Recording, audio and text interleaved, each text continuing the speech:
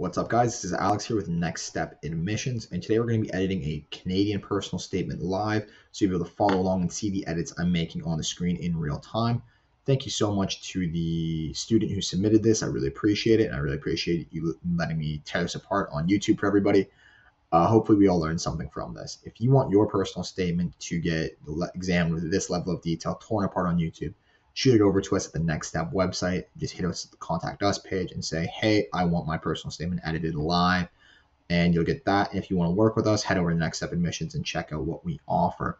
So without further ado, let's get into it.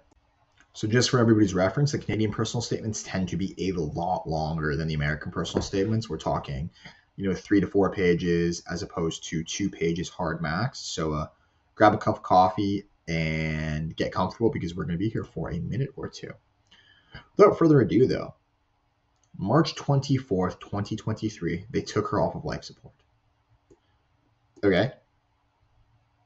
I like that this is a short sentence. It's not too long to read. Hopefully there's more of that. But honestly, this is a weird way to start. I think you're trying to hook me into reading, but you don't have to do that. It's my job to read this. If I was an admissions officer, I have to read this. This is my job. You don't really have to hook me in. Aside from that, I think, you can just switch these two around. So you could take this and put it at the end and just say, they took her off of life support on March 24th, 2023. Besides that, though, I'm not super sure about that. So I'm going to put that as yellow. Maybe just make a little edit on that. Her father vehemently refusing. He was not ready to let go. Okay, so this is not great. We see the blue squiggly on Google Docs. Listen to the blue squiggly. The blue squiggly will tell you when your writing is not very good. And in this instance, we're having a huge problem with the grammar. So you're saying he was vehemently refusing. This should be her father vehemently refusing. So you're trying to use her father talking about one thing in the past tense, one thing in the present tense, and it's just getting a little messed up here. Her father vehemently refusing. Her father vehemently refused, or her father was vehemently refusing. He was not ready to let go. Again, though, we're 2 sentences in. I'm getting the sort of gut feeling that this is going to be dramatic, that this is going to be a little bit over the top of the drama, and we're not talking about you so far, and that's not something I super like. At least this sentence is short, though. Hopefully there's more short sentences. Short sentences make things way easier to read. On the other hand, her mother, albeit distraught, knew it was much too late and nothing more could be done. Okay, so again, you're just talking about her family, or this lady who was taken off life support. Rest in peace. What does this say about you? Nothing. And I get that this is probably gearing up into your Y Law School, but if this is gearing up into your Y Law School, just say, so-and-so passed away. They were an inspiration to me. That's why I want to go to law school. We don't need all this extra background. We don't need all this zhuzh. Get to the point, I guess is what I'm saying. So I'd probably cut this. All right. I'm going to butcher this name. I'm so bad with names. Farnaz. That's what we're going with. Sorry if I get it wrong. Farnaz Haidari was only 22 years old when she was tragically killed in a traffic accident. Okay. 2 things. Again, going with sort of the rest of your personal statement. This isn't about you. And again, there's a much quicker way of saying this if this is your Y Law School. That there's a much quicker way to get here. Aside from that, I'm going to highlight in red here. Tragically, we don't use adverbs. Adverbs are what a poor writer thinks makes good writing. Stephen King has this amazing quote that I love, and it's that the road to hell is paved with adverbs. Get rid of them. They're making your writing worse. Her and I had met online during the Masha Amini protests, as I always enjoyed connecting with like-minded individuals when I would protest against the Islamic Republic of Iran to foster more unity and strength. Okay, so we had 1, 2, 3, 4 good short sentences followed by a massive run-on sentence. This has 35 words. Okay, it's not the most massive. It's a run-on sentence nonetheless. That's 35 words, so we're going to underline this. This should really be 2 sentences. If you're going to have a run-on or a long sentence, it's usually better to just chop it into 2 because it makes it easier to read. A lot of people are like, how do I make my admissions essay stand out to the admissions committee? How do I make my personal statement better? It's not by having super dramatic writing, guys. It's just by making it easy to read. So focus on making this easy to read. Run-on sentences are not easy to read. Okay. Oh, and in terms of how do I decide whether this is a run-on sentence or not, aim for 25 words or less, but 25 is like the hard cap. It's the mega, never ever go over this. Really, though, effective writing should be trying to get to 20 words or less.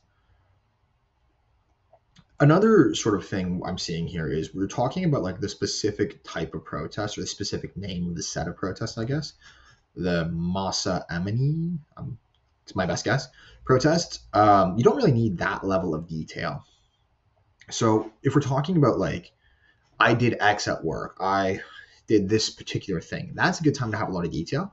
But saying the specific type of protest this was, the specific name of these sets of protests, doesn't really help me as your reader get more information about you. I don't really know what this is, and if you were going to explain maybe that this was the largest protest against the Islamic Republic of Iran, and then somehow, you can tie in that you did something with that, that'd be good. But right now, like just saying I attended this protest is the same as saying I attended the Masa Amini protests. And then one last thing on our note of grammar, her and I. This should be she and I, Farnaz and I, Miss Hidari and I, something along those lines. Her and I, it's getting the blue squiggly, so we don't want to do that. Yeah, so she and I. So if you throw it through Google Docs, if it gets the blue squiggly, fix it. It should be she and I had met online. Or you could even save yourself a few words and say we had met online. Lots of small things we can do to make that grammatically correct, really.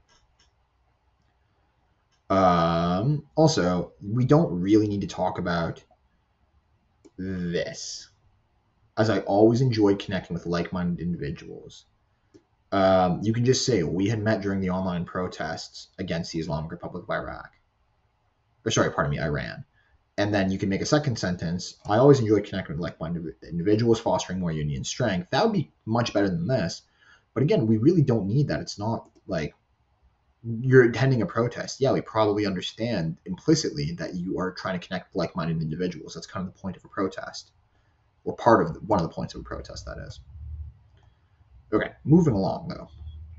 During the months of the resistance movement, Farnaz had garnered over 50,000 followers on Twitter, making her somewhat of a celebrity within the Iranian diaspora community. Good for her. What good does this do you, though? So again, I get that you're trying to talk about probably how much of an inspiration this woman was to you, and that's good. I don't need to know how many Twitter followers she had. That's just like an unnecessary detail, so we can get rid of that. However, to me, Farah was my friend, someone I could always count on to make my day better with her infectious laugh and positive attitude. I would cut this, dude. This is really like, you're talking so much about this other person. We are, not super deep in your personal statement, but you're not talking about you really at all. So I want you to talk about you. If you take like one thing from this in terms of substance, talk about yourself more. Please, for the love of God. I was due to visit her in my birthplace of Copenhagen, where she lived, where I resided until the age of 6, and where my parents called home for 20 years in May. Okay. You have a problem editing down details. You want to tell me everything about this sort of stuff that's really not that important. If you're going to visit her in Copenhagen, I'm going to assume that's either you're meeting there or she lives there. I don't really need that detail, though. It doesn't matter if you're meeting there from like you're both traveling there or whatever. It doesn't really matter to me. It's not that important. Where I resided until the age of 6, and where my parents called home for 20 years in May. Okay. Like, this whole sentence should just be, I was due to visit her in my birthplace of Copenhagen. I don't need all this extra detail. You have to focus on editing down details that are relevant. This is the fact that you lived there until the age of 6, I don't know why I keep saying that. And when my parents called home for 20 years, this isn't really relevant to this story you're trying to tell me. I was looking forward to meeting her and exploring the Danish capital for the first time as an adult alongside someone I considered a dear friend. Cut. Does not move the needle for you. Does not really help. However, I instead found myself driving 10 minutes north of where my grandfather is buried to another cemetery to lay flowers next to her picture on the ground. Okay. I mean, if you're going to talk about her death and how it inspired you, you can leave this in, I guess. Why do I need to know this is 10 minutes north of where your grandfather's buried? You need to work on shorter sentences and including less details. You need to sort of like, you're just including details where they don't really matter. So, talking about, for example, if you're talking about your work experience, the devil's in the details there for sure. Talk about, I did this, I worked on this case, I blah, blah, blah, blah, blah, blah, blah, blah, blah, and get super granular. But on this, you're just sort of setting the stage for your why, and I don't need a ton of details about that. So again, I would consider rewriting like basically all of this, because you can get this down to something way shorter and then talk about your more impressive stuff, because I've seen your resume. I know you have more impressive stuff to talk about than this. However, I instead found myself, oh, sorry, I just read that. From the flower shop to Farnaz's burial plot, I was in battle with a lump in my throat. Cut. I don't care about that really. It's like, this is like very dramatic writing. This is like great for a novel, but a personal statement is not a novel. This is a professional document. I want you to talk professionally. I want you to make a case like a lawyer does. When I saw the wreath that read "Woman, Life, Freedom" in Danish adjacent to her face, the tears in my eyes impaired my vision as I set the heart-shaped bouquet of roses down. Okay. Again, this is aside from the fact that this is pretty dramatic writing, aside from the critique I'm having earlier, this I think is going to be a good lesson about word choice. When we're talking about word choice, there's this really good quote I love from Ernest Hemingway. It's never use a long word when a short word will do, and you are using long words here. For example, adjacent to her face. I mean, that is technically correct. It just stylistically, it makes a little bit more sense to me to say next to her face.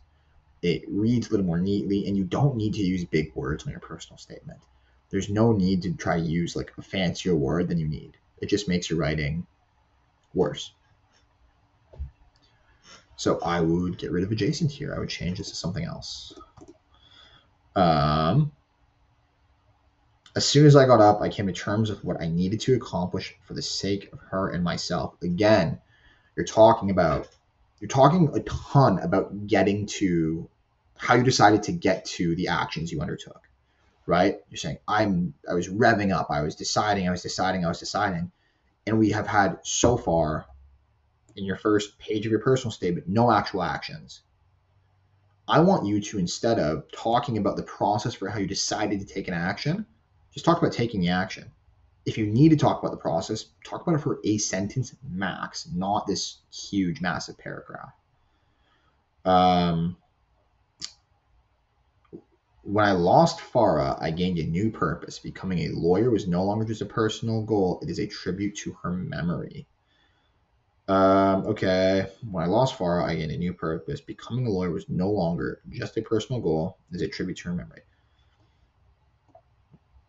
Again, it's more of the same content-wise. I think I can stop hammering that home. You guys probably understand that this is not the content we want at this point. Yeah, becoming a lawyer was no longer just personal goal. It is a tribute to her memory. So this is one syntax thing we can fix here. Underline that for you to fix. Becoming a lawyer was no longer just a personal goal. It is a tribute to her memory. Was, past tense, is a tribute, where is present tense. So you're switching on the verb tense here, which makes for choppy. It's one, I think, not grammatically proper. And two, it is making for choppy writing. Becoming a lawyer was no longer just a personal goal. It is a tribute to her memory. So make sure that you could say it became a tribute to her memory, and that would be tying that into past tense.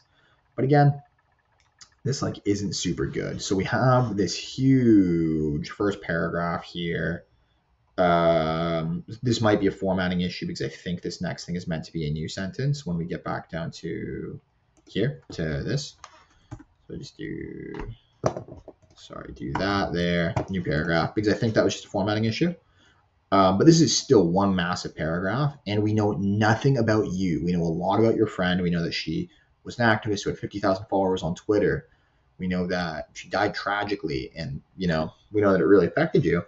But all of this first paragraph could be condensed into a I don't know, 3 sentences max, like 2 sentences really. So focus on trying to do that. Again, remember, when we address why law school in our personal statement, it really should be 2 questions. Why I want to go to law school and why I should be admitted to law school. And you're focusing so much on the want to here that you're not really showing me any practical skills. I know we still have, 4 more pages, but I want you to lead with something that, makes me think like, okay, this guy's got it. This guy will be a good lawyer. And so far, you're just talking to me about your friend, and I know nothing really about you in your personal statement. Remember, it is a personal statement. Write about you. It's not your friend's personal statement. Your personal statement, write about you, please. Okay, as we move right along, though, when I was initially deliberating, adverb out, by the way, deliberating which major to choose, I knew I wanted to enroll in a program that I felt would best assist me in creating a platform for myself to fulfill my eagerness to amplify the voices of those whose voices were silenced through unjust means, as well as increasing pathways to justice for these groups. This is, I think, like a massive run-on sentence for sure. It's almost 60 words. This should really be 3 sentences. Even if we get rid of the adverb, it's like still should be 3 sentences. But this is the reason we should always read our work out loud as our last step, because I'm certain if the author of this read this out loud, they would have changed this. It's super clunky. It's super long. Is anybody else out of breath reading this? I know I am. It's not just because I'm out of shape. Yeah, this is just like not great writing. I would probably get rid of this. Again, this is like on sort of every layer we should get rid of this, I think. Substance wise, you're just talking about why you were making a decision. And I get it. You want to really tell everybody your thought process. I don't care about your thought process. I care about what you did. Style wise, this is super long. This is super clunky. Structure wise, again, you're coming right after this. It reads a little bit jarring, You're talking about how losing your friend made you want to become a lawyer, and then you're talking about choosing your university major. This is pretty clunky. So I would get rid of this, or I would at the very least, try to rework it. But really, I would suggest you get rid of that and rewrite it. Being a child of parents who fled war and tyranny in Iran, I saw my ambitions as an extension of the people who raised me, as injustice was something they had faced as early as childhood. Okay, so this is a common pitfall a lot of people do, is if you are the son or daughter of immigrants, you're a child of immigrants is an easier way of saying that, you want to talk about the stuff your parents went through, right? And I can get that is a big driving force. My mom was an immigrant from Peru. She came here as like a refugee, whatever. It's a big deal for a lot of people, at least. And, you just have to carefully deal with that in your personal statement. Deal with it a little bit. We don't need because I can already tell you're going to talk about all the stuff your parents went through. Talk about it as an inspiration and leave it at 1 sentence. During my childhood in Denmark, my father, here we go, was the host of his own Farsi language radio station, which he used as an opportunity to frequently voice his opposition to the Iranian regime. That good for your dad. That takes some guts. In response, the Islamic Republic's diplomats would call from the Iranian embassy in Copenhagen, issuing death threats, which particularly frightened my mother. Adverb, obviously. Sorry, it's the wrong thing. You could just cut all this, though. You just say they would do this, issuing death threats. I think that'd be better. Even better than that would just be cut this sentence entirely, because we're still on page 2 and I know nothing about you.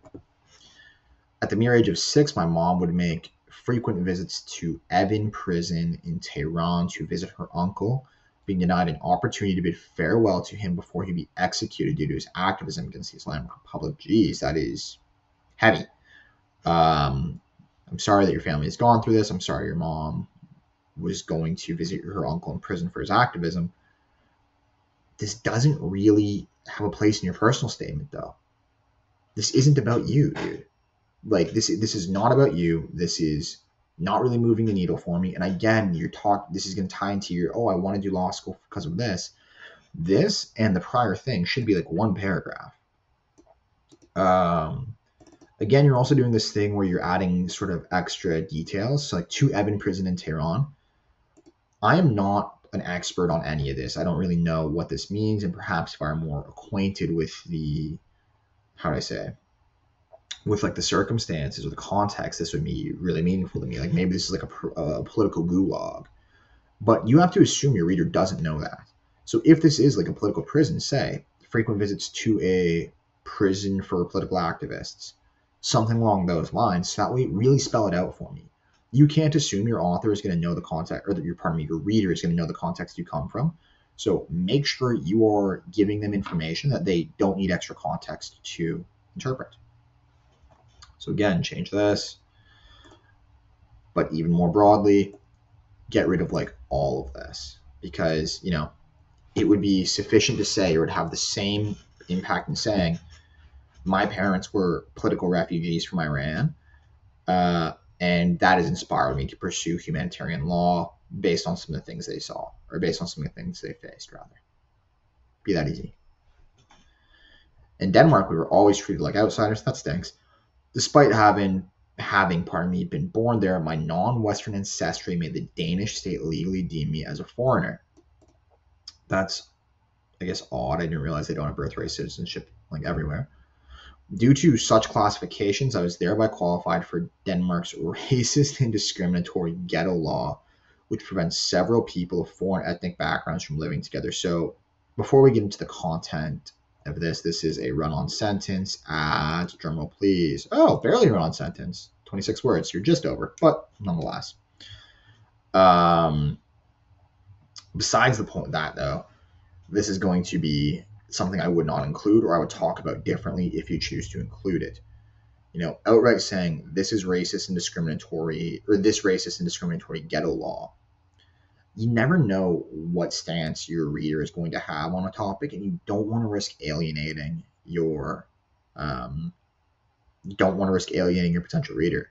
You can probably make some safe assumptions, but even then, like, I wouldn't really talk about a specific country's laws like this unless it is something like clearly abhorrent, and maybe there is to some readers, there's like a good reason for this law. I'm not saying there is. I'm not taking a stance on this. I know basically nothing about it other than what this personal statement has told me. But be careful when you're writing like this, because you do risk alienating your reader, especially on, sort of more contemporary political matters.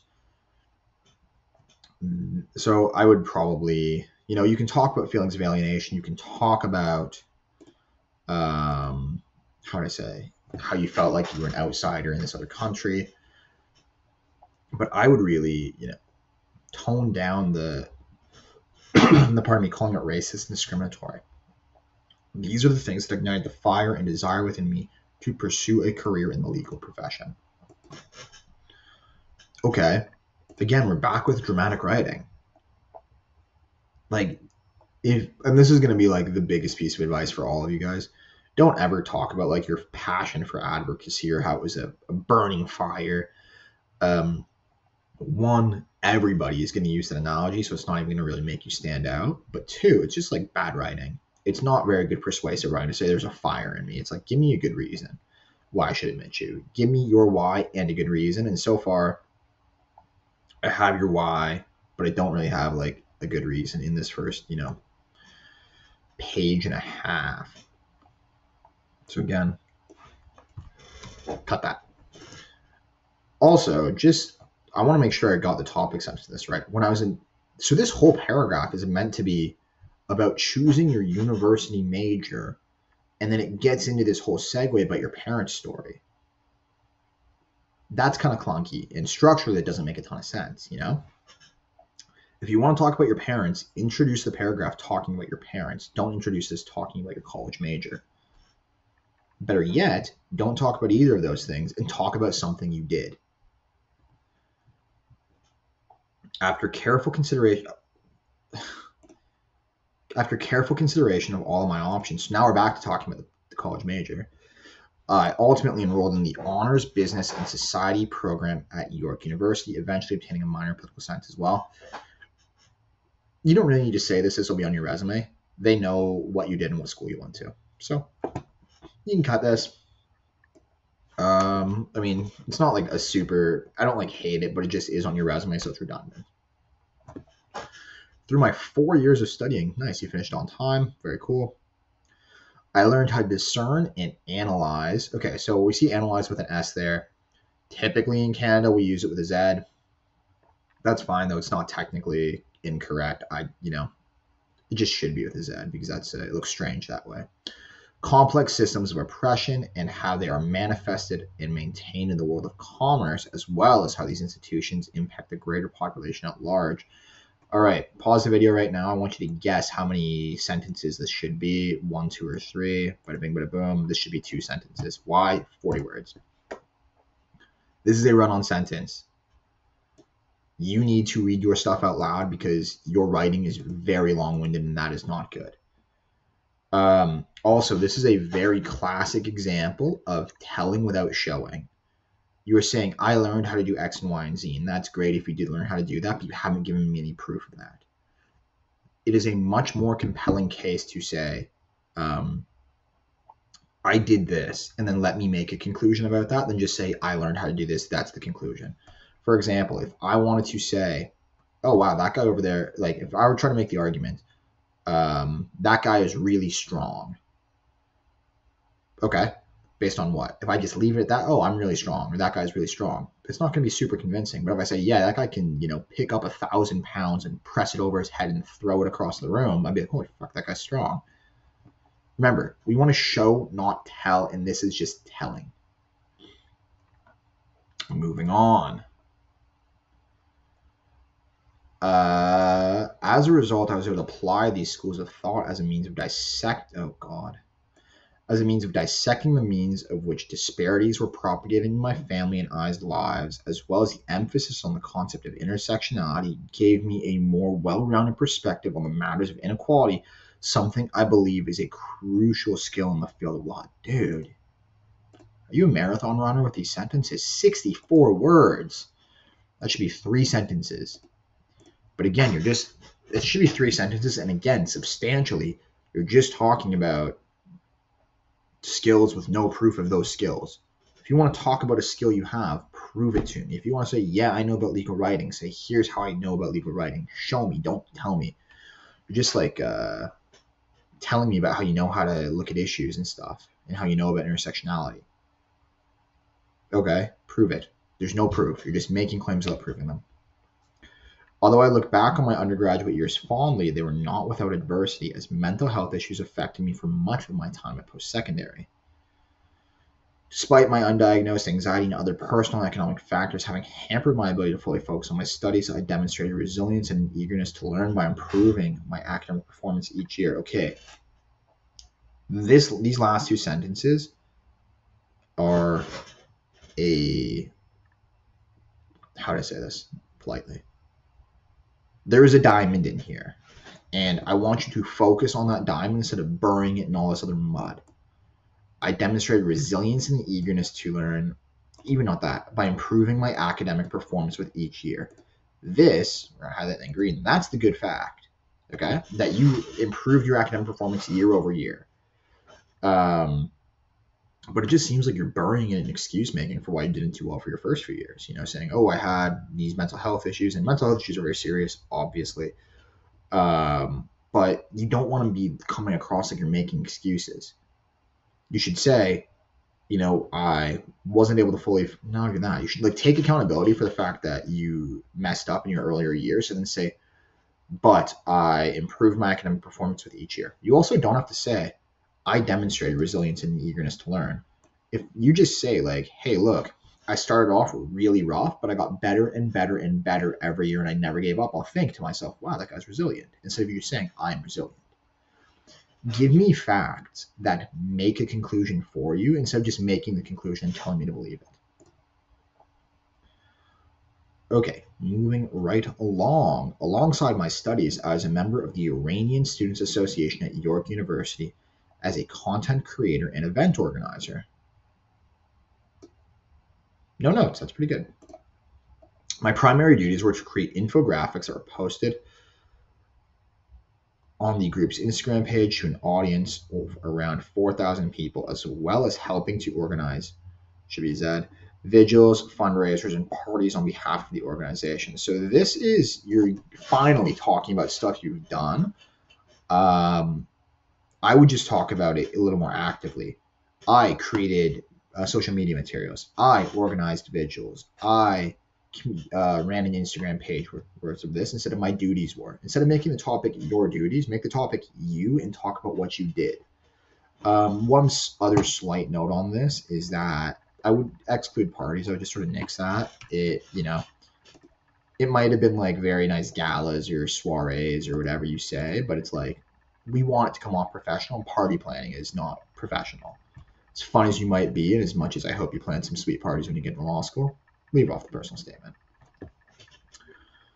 One of my proudest accomplishments remains my partnership with several Iranian-owned businesses to set up donation boxes, which collected hundreds of dollars that were sent to the victims of the earthquake in the Iranian city of Khoi. You could just say earthquake victims, which would be great. You can even say earthquake victims in Iran, which would be great.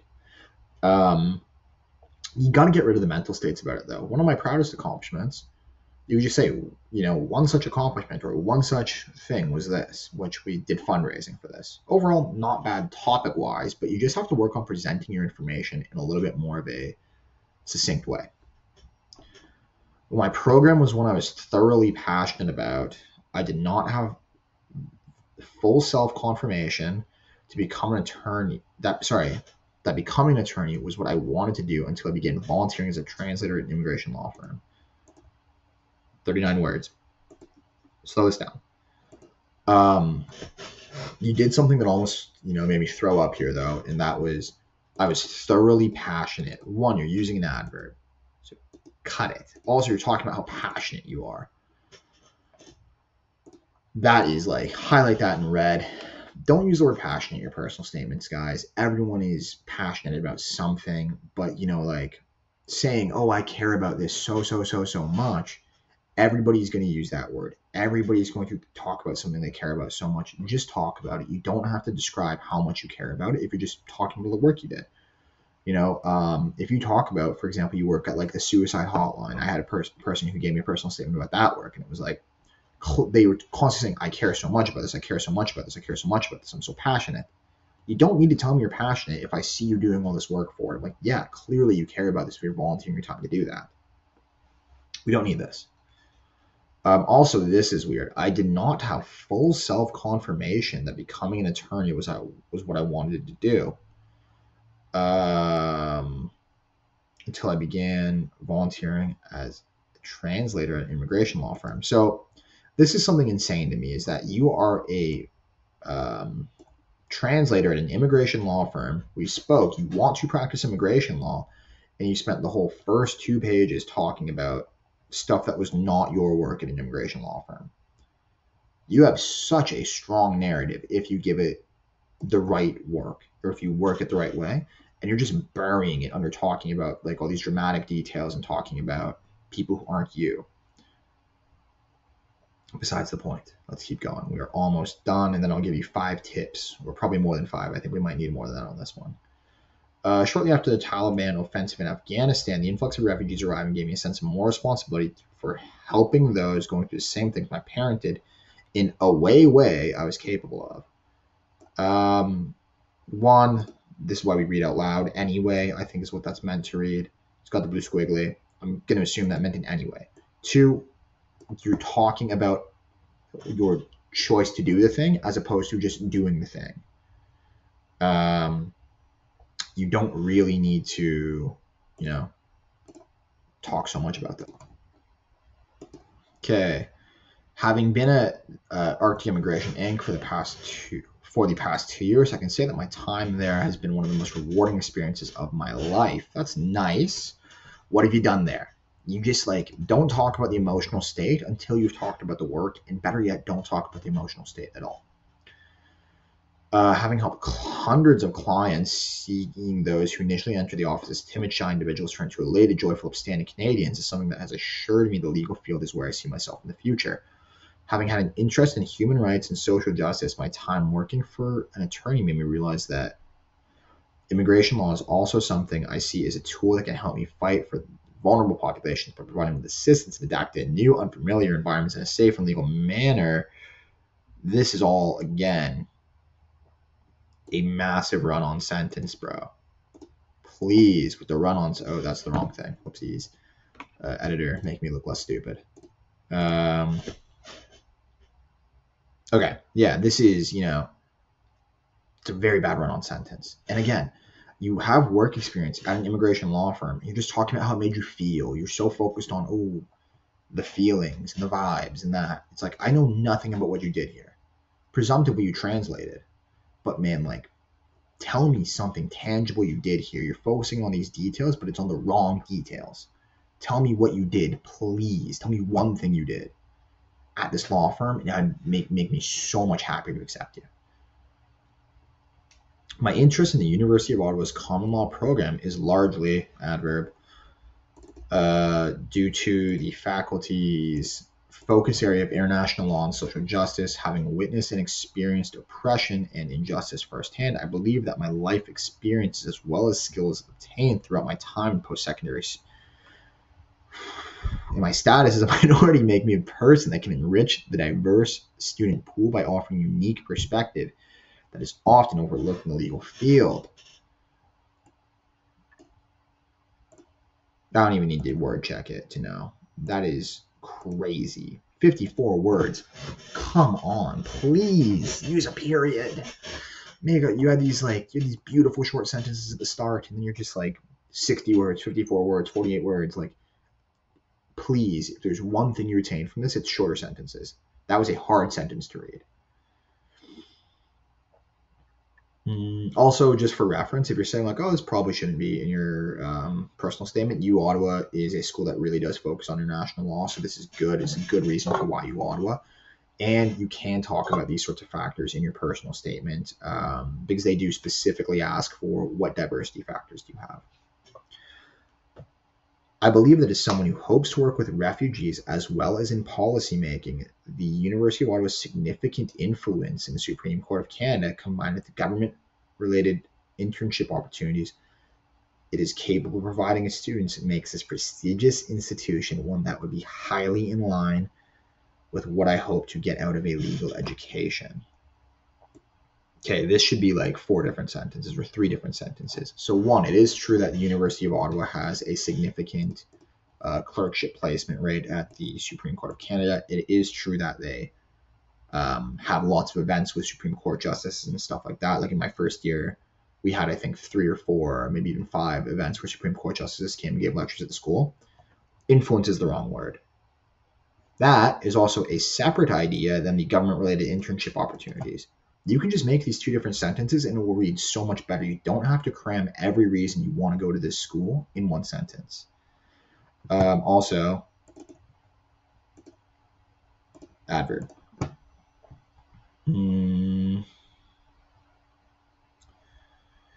Yeah, okay. Through obtaining a Juris Doctor degree from the University of Ottawa, I aim to collaborate with like-minded individuals in pressuring state institutions into enacting policy and legislation that provide underserved community with sufficient legal protections, as well as holding their oppressors accountable for any and all wrongdoing. You want to say so much, just say it in different sentences. 49 words. Run-on sentence. Also, I don't love the idea of saying we want to pressure the government into doing something. Just say like we want to advocate for change or something like that. Saying like we're gonna pressure the government, it just kind of reads a little bit strange. You can say like advocate for change, whatever, but being like pressure really reads like I want to strong arm the government, at least to me. And it is like it looks like you want to strong arm the government into doing something nice, but just say like I'd like to advocate for change. Okay. As a result, I am highly, with the adverbs. Interested in the University of Ottawa's common law program, as I sincerely hope that I can be given the opportunity to share my experience with a diverse group of individuals while also learning the perspective of others. I think, yeah, okay, this is fine. I think that you should just make that like "and I sincerely hope," like right here, "as I sincerely hope." It just reads a little strange. In essence, it should be "and I sincerely hope." But I guess you don't really need this because you just said all this as well. Therefore, I humbly ask that you please consider me for admissions. Whether, congratulations, they are going to consider you for admissions. Like they are already doing that. That is literally their job, is to consider you for admissions. And I understand the meaning here. What I like to do with this sort of stuff is just we delete that, bang, bang, bang. Oh, no caps lock. Thank you for your consideration. One standalone sort of sign off paragraph. I like that. Okay, so a lot to go over here. Okay, so once again, thank you for submitting that essay in. We have a lot of stuff, a lot of suggestions. So we're going to talk about each of these in respect to the relative layer of editing. As you guys all know, we do 5 layers of editing here. Or as you should know, we do 5 layers of editing. So we're going to give you some suggestions based on each layer. So firstly, substance layer. So what you were talking about in your personal statement. You don't talk about you very much. You talk about your feelings, you talk about other people, but I want you to talk about you. This is your personal statement. You spend 2 pages almost talking about your friend and talking about your family and all that. I know how that has an effect on you, but talk about you more because I feel like that's really missing from your personal statement. Secondly, talk about things you do, not about things you feel or things other people feel. You have this really cool experience at an immigration law firm being a translator, and you barely even talk about it. You barely talk about any of the things you do. Just talk about that more, please. So style is probably going to be where we have the most edits to suggest from. You got to fix the run-on sentences. First things first. Read these out loud. Go through this line by line. Anything over 25 words. Edit it down. Cut. Or make it 2 sentences. Or even 3 sentences with how long some of yours were. Second style note, get rid of the adverbs. Maybe I personally just hate adverbs more than the average duck, but I really think you should get rid of them to make your writing a little bit more better, a little more to the point. And then finally, on the style note, you can be a little bit more plain spoken. You don't need this crazy dramatic language. You don't need to talk about your fire for advocacy. Just say what you're thinking and say it in a plain spoken way. You don't need all of the extra zhuzh. Okay. On the note of structure, I want you to start making sure that the topics you're talking about in your paragraphs follow all the way through. So we had this really weird structure issue where you start talking about why you chose your university major, why you wanted to choose your university major, your family, and then talking about, again, why you decided or what major you decided to do in an entirely separate paragraph.